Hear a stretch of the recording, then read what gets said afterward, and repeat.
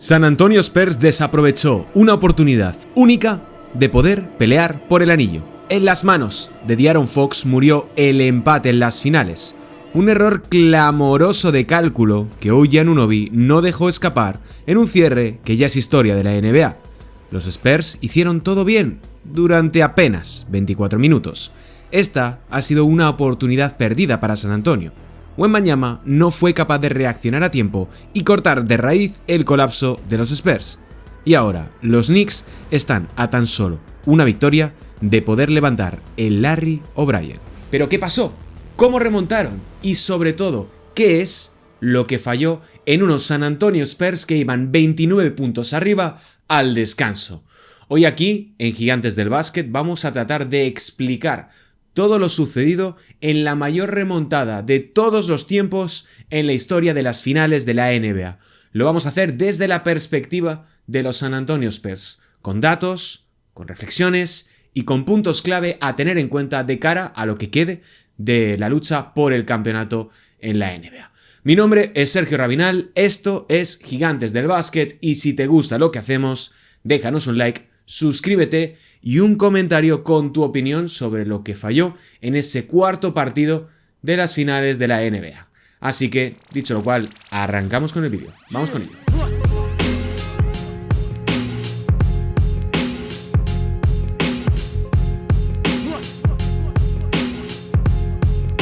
Hola, ¿qué tal? Bienvenidos un día más aquí a Gigantes del Básquet para hablar en profundidad de todo lo sucedido en ese cuarto partido y lo que puede acontecer en el resto de la eliminatoria por el título de la NBA. Para repasar un poquito lo ocurrido de manera un poquillo más sencilla, más abuela pluma, tenéis mi resumen de ese cuarto encuentro que publicamos ayer aquí en el canal, pero hoy quería explorar un poco más las razones, ir con el bisturí a cosas mucho más concretas para arrojar algo de luz respecto de un partido y una eliminatoria que ya son históricas a todas luces. Y lo ocurrido desde la perspectiva de San Antonio, creo que puedo haber hundido al equipo. Creo que es un escenario, son unas formas, es una manera de perder que puede destrozar un vestuario por el cómo se produce. Ya que tú, a unos 12 segundos de la conclusión, 47 minutos y 48 segundos de partido, tú estabas prácticamente con la victoria en el bolsillo. Era una probabilidad de victoria creo que del 99, algo por ciento me pareció leer ayer. Es decir, tú vas uno arriba a falta de 12 segundos con posesión en las manos y tienes más que de sobra garantizado que los New York Knicks te van a hacer falta y ahí es donde se produce el error clamoroso de De'Aaron Fox. Y después no solamente es eso, sino que Jalen Brunson comete yo creo que un error de cálculo al lanzar un triple precipitado a 8 metros defendido por Victor Wembanyama. Los Spurs se duermen en el rebote ofensivo, anota OG Anunoby y después Karl-Anthony Towns hace una intervención defensiva magnífica en el saque de banda para impedir que San Antonio pudiera empatar o ganar el partido desde el tiro de 2 o desde el tiro de 3.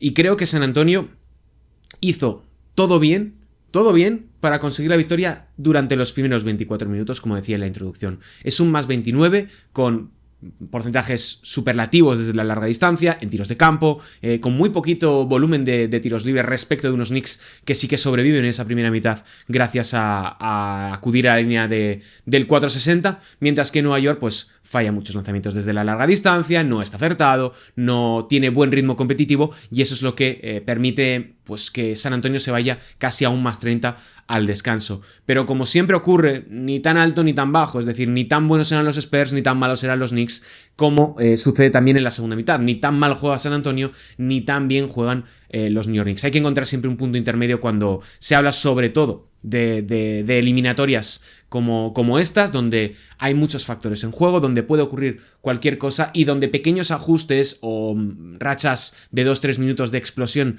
de un equipo o de implosión del otro es lo que acaban cambiando o determinando el resultado final. Bien, una de las razones por las cuales quería hacer este vídeo era para tratar de explicar cómo se produce esa remontada y cuál ha sido el factor diferencial para que San Antonio esté 3-1 abajo o los Knicks estén 3-1 arriba. Me da igual el enfoque que le queráis dar.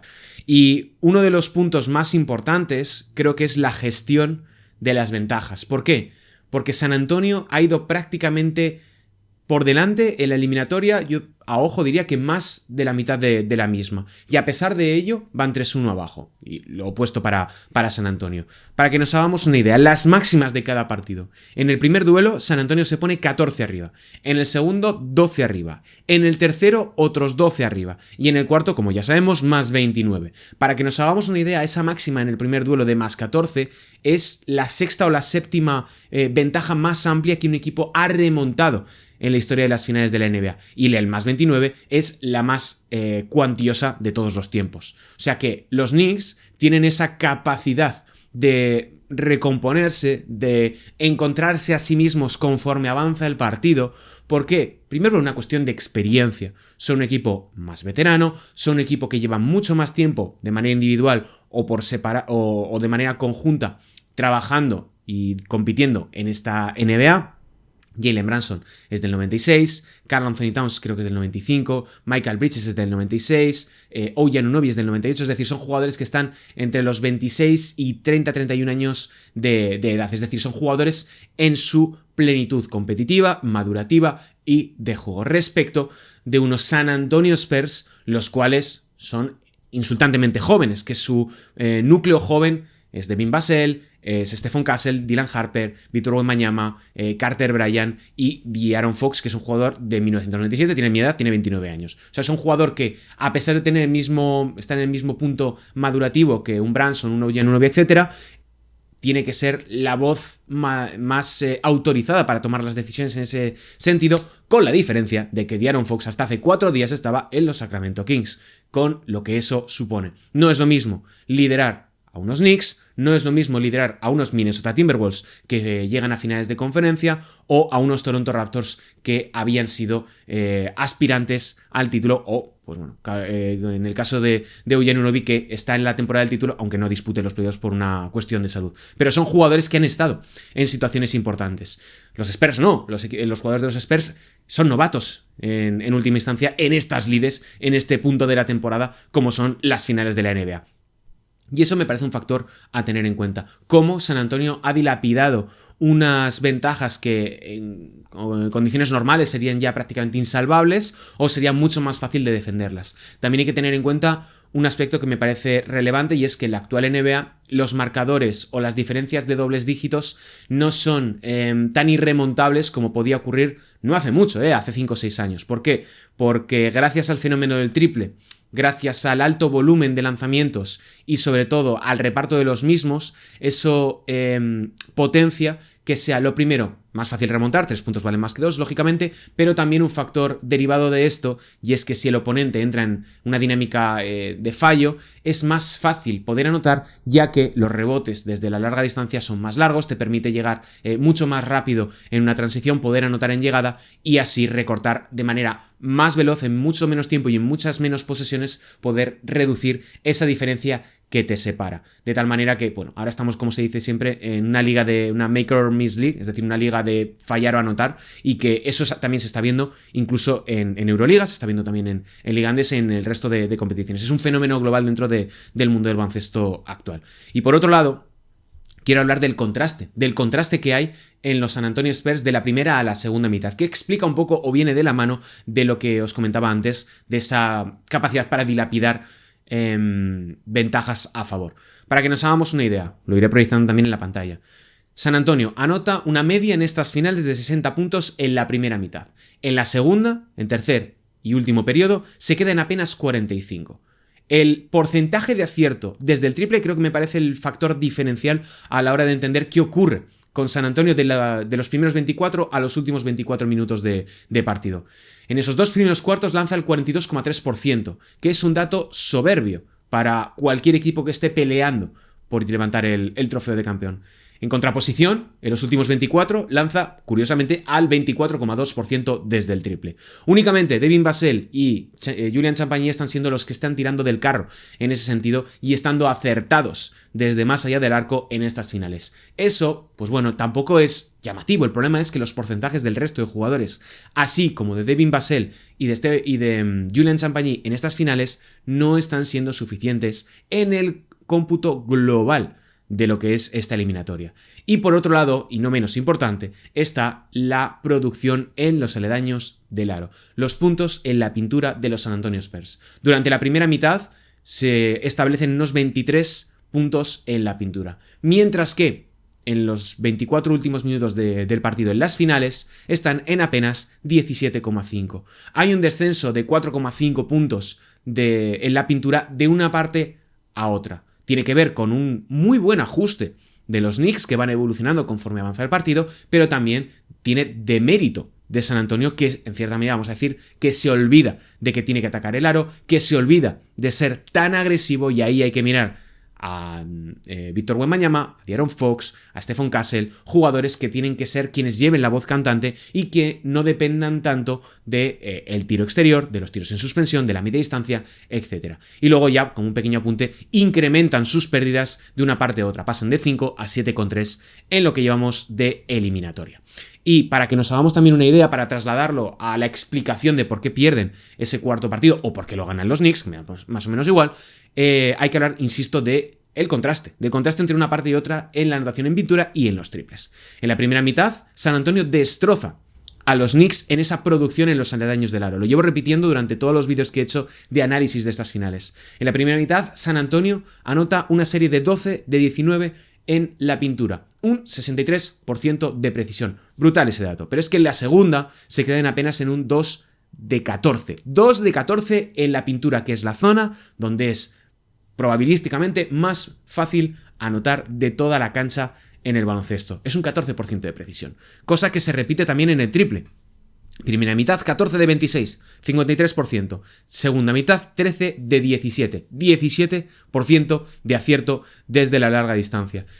E insisto, para mí la clave más importante que explica el desplome de San Antonio y el ascenso de los Knicks reside en atacar la pintura, en atacar el aro, en los drives, en las divisiones, en esa determinación y en esa agresividad de todos y cada uno de los jugadores de San Antonio Spurs y en el plan defensivo de los Knicks para impedir que estos lo lleven a cabo.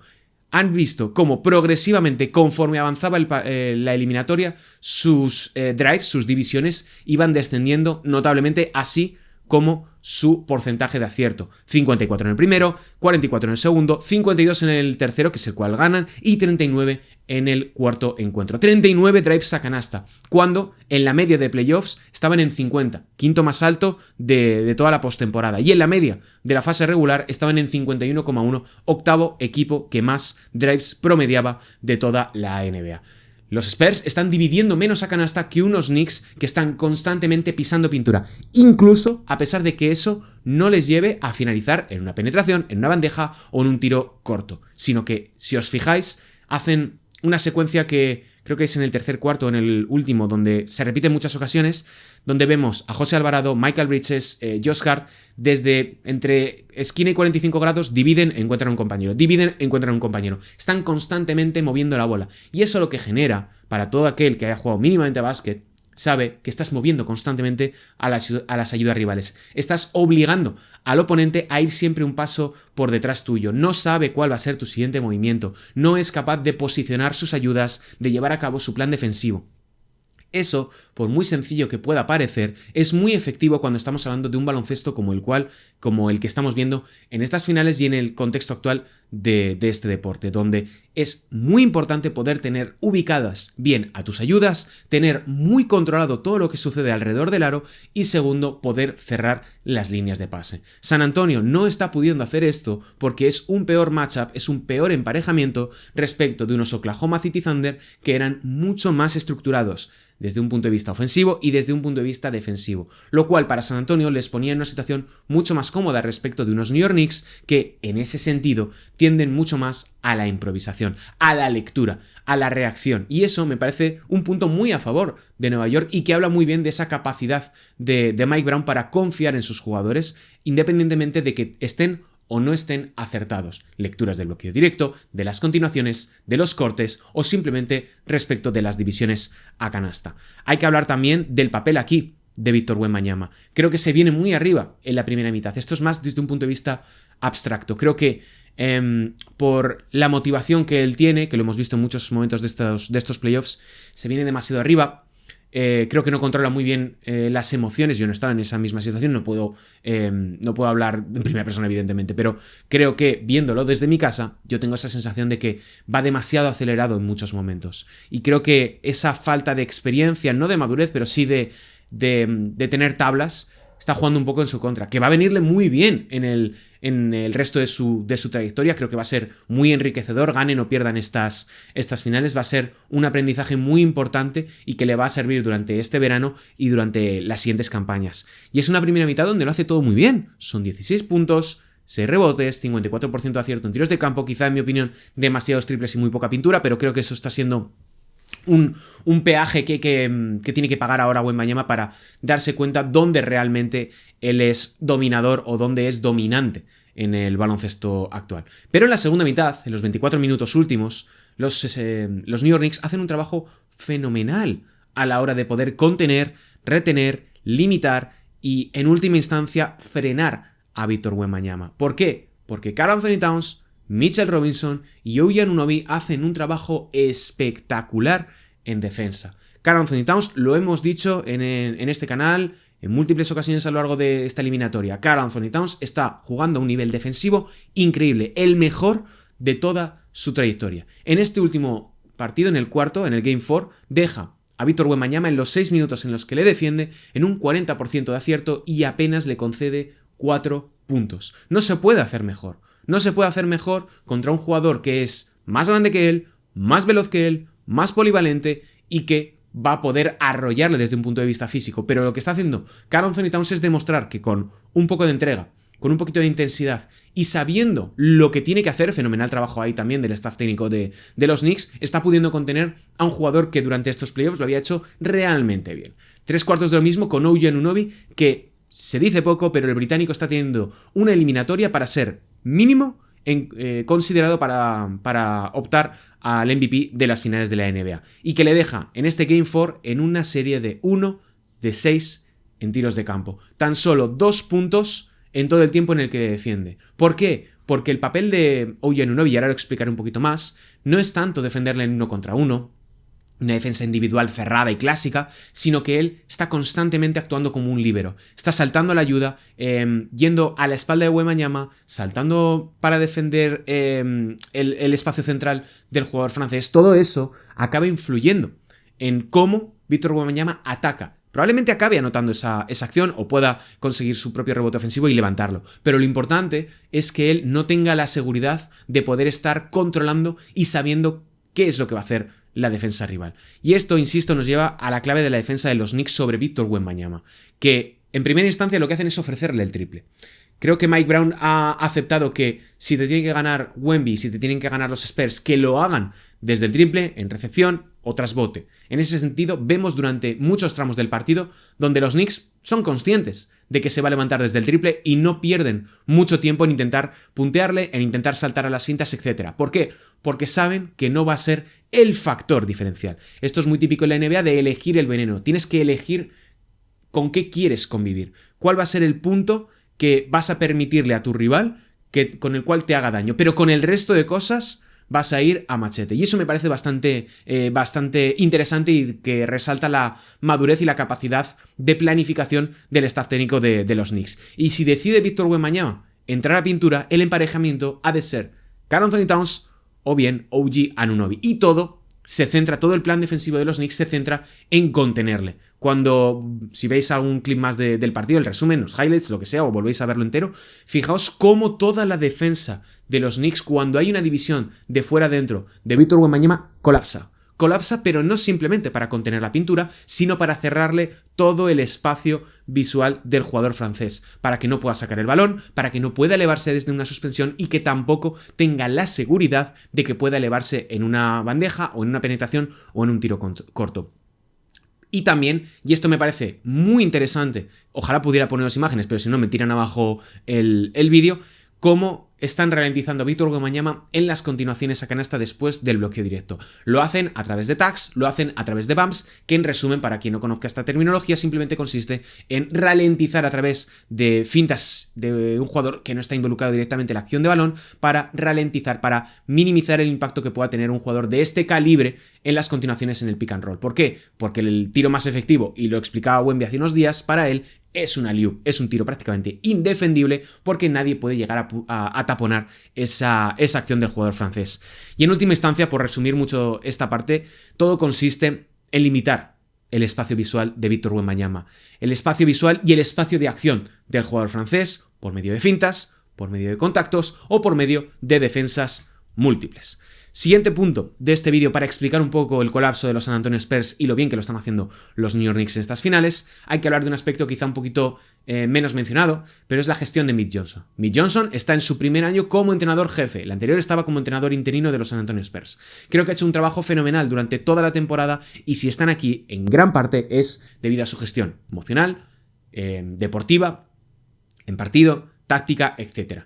Pero la gestión, creo yo, de los tiempos muertos podría haber sido un poquito mejor. He estado mirando el play-by-play para entender un poco cómo los gestiona y lo que veo es lo siguiente. Primer cuarto, toma un tiempo muerto, apenas 1 minuto y medio del inicio del partido por un challenge que lo acaba ganando.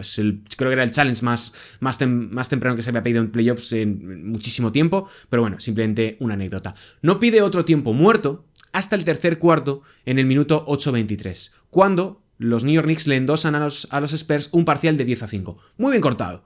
Los Knicks recortan 5 puntos de manera rápida, lo paras, intentas recomponerte. El problema es que no vuelve a pedir otro tiempo muerto hasta el último asalto con 8:43 restante en el partido, cuando en ese lapso ha habido un parcial de 21-14 y los Knicks ya se han metido en partido, ya están en dinámica, ya no has podido frenarles de ninguna manera y lo hace después de recibir 5 puntos consecutivos. En este tramo del partido, los Knicks estaban a 15 puntos de ventaja, que es una reducción de la mitad de la diferencia con la que habías empezado la primera mitad. Me parece bastante tarde el tiempo muerto que pide, podría haber pedido probablemente uno en los 2 últimos minutos del tercer asalto. ¿Por qué? Para cerrar, aunque sea desde un punto de vista más visual, cerrar el cuarto al alza respecto a lo que acaba sucediendo, y es que los Knicks siguen recortando distancia poco a poco, posesión a posesión, y ya el siguiente ya es súper tarde, es a 4:32 del final del partido, cuando los Knicks encadena un parcial de 7-0 y se ponen a tan solo 4 puntos. Después de esto, ya piden los típicos tiempos muertos de final de partido que no son relevantes en lo que queremos, lo que quiero explicar. Pero la gestión de los tiempos muertos, en muchos sentidos, me parece de temporada regular. Yo pido un tiempo muerto en esta franja de tiempo, pido un tiempo muerto aquí, y si se complica un poco la cosa, lo pido en los primeros 2-3 minutos del tercer cuarto para intentar contenerlo. Es un poco el manual del entrenador NBA, y ahí es donde creo que ha quedado un poquito más claro que es un entrenador que todavía no tiene esa experiencia, que la va a tener, me parece un brillante técnico, pero que se le han visto quizá las costuras al técnico de los San Antonio Spurs. Y creo que debería haber pedido otro en el tercer cuarto y haber adelantado un poco el segundo del último cuarto. Por otro lado, me parece que hubo en este cuarto partido demasiados minutos de la misma alineación, que la tengo aquí apuntada. De'Aaron Fox, Devin Vassell, Julian Champagny, Victor Wembanyama y Stephon Castle registran 11 minutos de los 48 totales con un menos 4,3 de net rating. Y todas las alineaciones que no tuvieron a Fox, las alineaciones principales con un mínimo de minutos disputados en ese cuarto partido, acaban con un net rating positivo.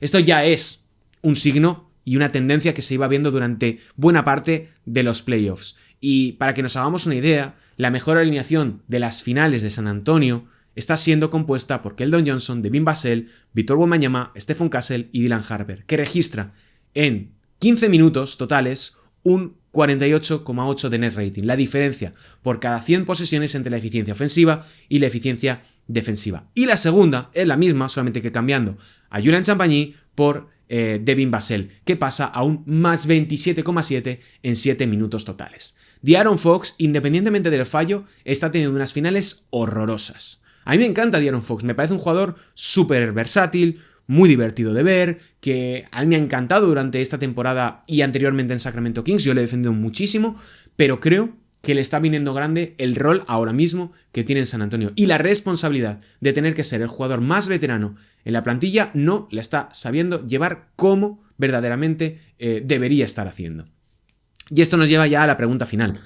¿Puede haber remontada de San Antonio o hay bandera blanca. Para mí es muy difícil. No hay que repetirnos mucho más para darnos cuenta de para incidir en el hecho de que solamente se ha remontado una vez en las finales de la NBA un 3-1 en contra, y fue pues esa serie por el título entre Warriors y Cavaliers del año 2016, que tiene todos sus condicionantes, que tiene todos sus asteriscos y que todos sabemos cómo acabó y qué tipo de partidos vimos durante esa eliminatoria. Veo que San Antonio puede forzar el sexto por el hecho de jugar en casa, porque tengan que dar el do de pecho en ese quinto encuentro en el Frostbank Center, y tienen también la espinita clavada de lo ocurrido en el cuarto. Pero remontar, teniendo que jugar el sexto partido en el Madison, con todo lo que ha sucedido, con una hipotética situación donde donde los Knicks puedan convertirse en campeones de la NBA por primera vez en 53 años ante su público, es una oportunidad que no van a dejar escapar. Los Knicks vienen, como se dice, con la flechita hacia arriba y San Antonio va hacia abajo. Tiene que salirles un partido perfecto en el quinto y un partido perfecto en el sexto. Y luego el séptimo es una moneda al aire, todo puede pasar. Es imposible ahora mismo pensar en un escenario como ese cuando tienes dos hipotéticos match balls. Este ya el primero, el que vas a tener en la noche del sábado al domingo en casa. Lo era complicado antes con ese 2-0 y ahora ya, en mi opinión, es prácticamente imposible. Si sucede, pues genial para los aficionados de los Spurs, peor para los aficionados de los Knicks, pero yo creo que esto ya está completamente decidido a favor de Nueva York desde un punto de vista emocional, desde un punto de vista táctico y desde un punto de vista del juego. Ojalá que pueda alargarse estas finales, que gane como siempre el mejor y que veamos sobre todo un baloncesto justo y donde importe solamente lo que ocurre sobre la cancha y no decisiones arbitrales, no errores no forzados como lo que vimos de De'Aaron Fox. Pero bueno, esto es al final el básquet y todo es posible, y más en una NBA como esta. Así que hasta aquí el vídeo, espero haber resuelto las dudas o haber aclarado un poco más sobre cómo se produjo esa remontada histórica de los New York Knicks y ese declive apoteósico de San Antonio. Y si os ha gustado lo que hacemos aquí en Gigantes del Básquet, lo tenéis muy fácil, os podéis suscribir aquí al canal, nos podéis dejar un like, nos podéis dejar también un comentario con vuestra opinión, con vuestra predicción, con vuestras impresiones de lo que están siendo estas finales de la NBA. Recordad, siguiente partido, noche del sábado al domingo, a partir de las 2:30, 1:30 en Canarias. Mi nombre es Sergio Rabinal y yo me despido, un saludo y hasta el próximo vídeo, chao.